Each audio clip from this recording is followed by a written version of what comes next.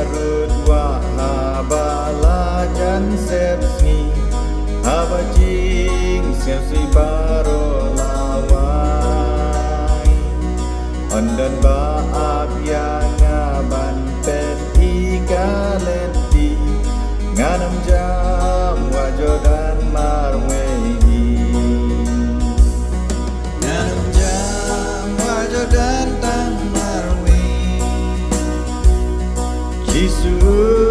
layapan petim ei abajing dunga I unap yanga te nganam jam wajodan tang marwehi Pun sin ngasa marwehi ngas ngeu trat bat kuslai ban perkat gilap lalek hashwa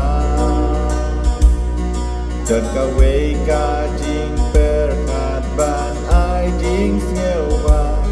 nganam jam wajodan tang marwehi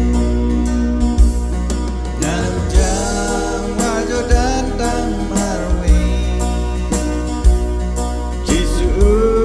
layapan pet im ei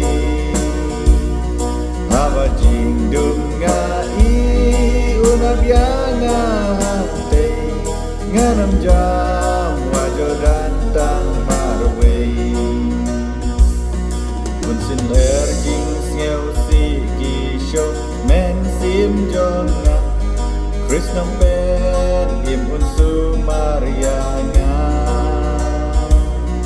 Adu bakut ka jing lek unsu marianga nganam jam wajodan tang